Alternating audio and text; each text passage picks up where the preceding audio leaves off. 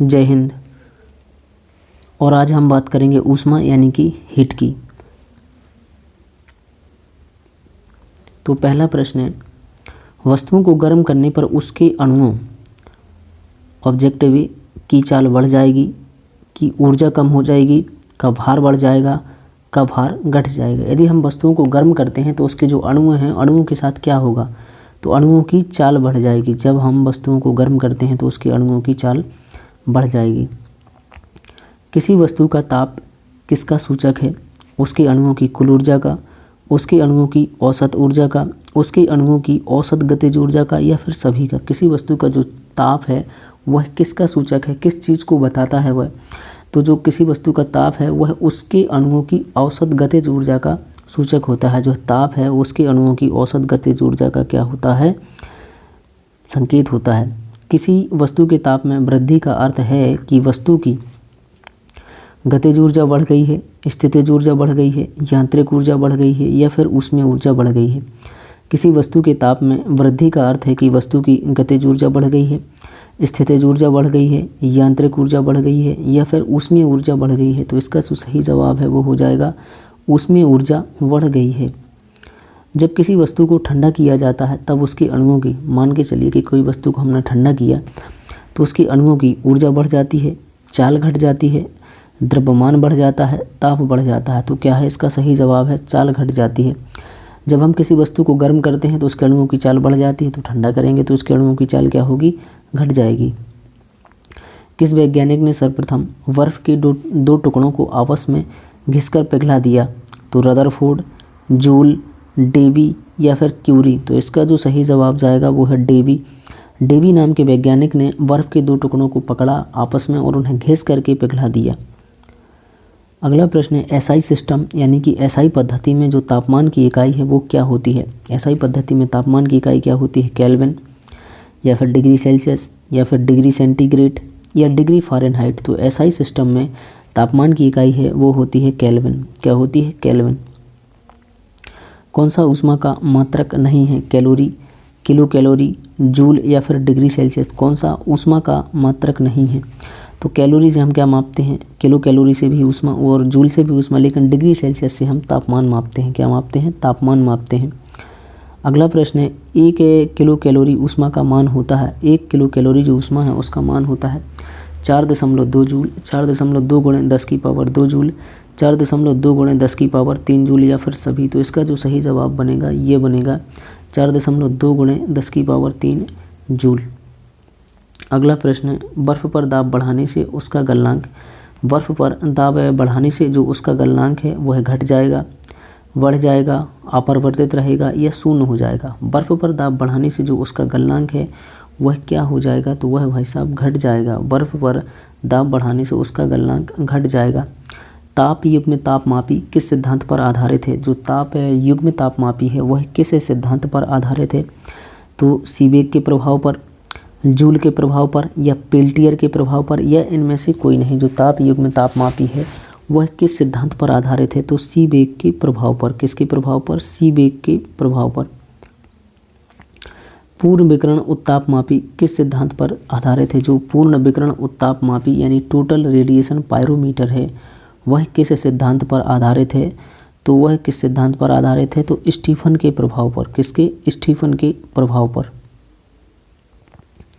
विकिरण पायरोमीटर से कितना तापमान नापा जा सकता है? 100 से 250 डिग्री सेल्सियस, 100 डिग्री सेल्सियस, 250 से 500 डिग्री सेल्सियस, 800 डिग्री सेल्सियस से ऊपर। तो विकिरण पायरोमीटर से कितना तापमान मापा जा सकता है? तो 800 डिग्री सेल्सियस से ऊपर, 800 डिग्री सेल्सियस से ऊपर मापा जा सकता है। थर्मोकपल बनाया जाता है दो अधातुओं का। थर्मोकपल जो बनाया जाता है दो अधातुओं का, दो एक सादृश्य धातुओं का, दो असादृश्य धातुओं का। दो इधर आदर्श नहीं है, इधर है असादृश्य, असादृश्य, दो असादृश्य धातुओं का, या कोई नहीं। तो इसका जो सही जवाब है यही वाला हो जाएगा, दो असादृश्य धातुओं का, दो असादृश्य धातुओं का।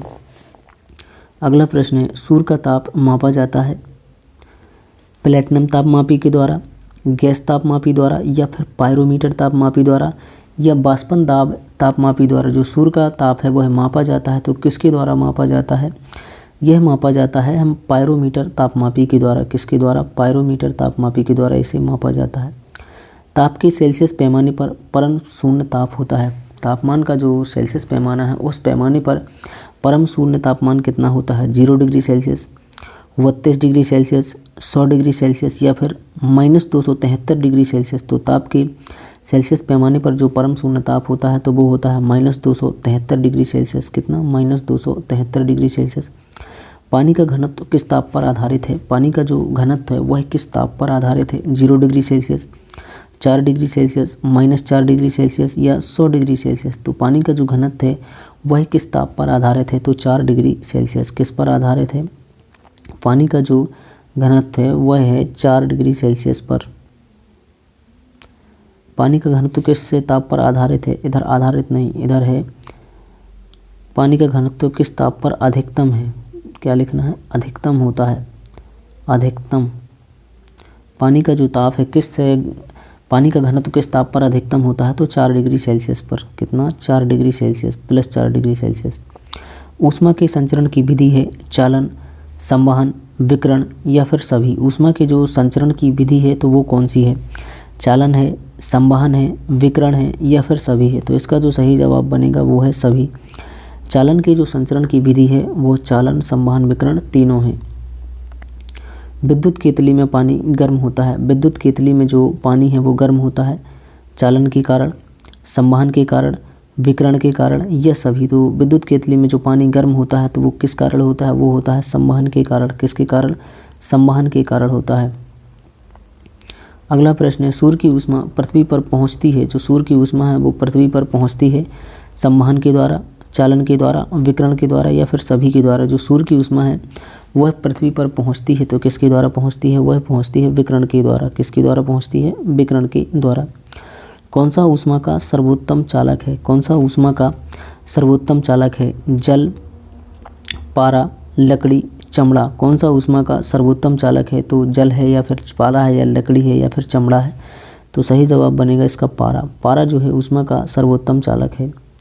अगला प्रश्न है, कौन सा ऊष्मा का अच्छा सुचालक है? ठंडा पानी, गर्म पानी, समुद्र का पानी या फिर सभी। तो समुद्र का पानी ऊष्मा का सबसे अच्छा सुचालक है क्योंकि उसमें अशुद्धियाँ होती हैं। किसके द्वारा अधिक ज्वालक पैदा होता है? किसके द्वारा अधिक ज्वालक पैदा होता है? उबलता हुआ पानी, भाप, गर्म पानी या सूर्य की रोशनी। मतलब सबसे ज़्यादा हम किस चीज़ से जलते हैं? तो भाप से जलते हैं। किससे जलते हैं? भाप से, क्योंकि इसकी जो विशिष्ट गुप्त ऊष्मा है वह अधिकतम होती है। अच्छे उत्सर्जक अच्छे अवशोषक होते हैं, यह नियम है किरचॉफ का नियम, स्टीफन का नियम, न्यूटन का शीतलम नियम या ऊष्मागतिकी का नियम। जो अच्छे उत्सर्जक हैं वह अच्छे अवशोषक होते हैं, यह नियम है किसका? किरचॉफ का नियम। यह किसने दिया था? यह दिया था किरचॉफ ने। किसमें सर्वोच्च विशिष्ट ऊष्मा का मान होता है? किसमें सर्वोच्च विशिष्ट ऊष्मा का मान होता है? तो कांच में होता है, तांबा में होता है या शीशा में होता है या फिर जल में। तो किसमें सर्वोच्च विशिष्ट ऊष्मा का मान होता है? तो वह होता है जल में। किसमें होता है? जल में होता है। ऊर्ध्वपातज पदार्थ हैं कपूर, नेफ्थलीन, अमोनियम क्लोराइड या फिर सभी। जो ऊर्ध्वपातज पदार्थ हैं वह कौन से हैं?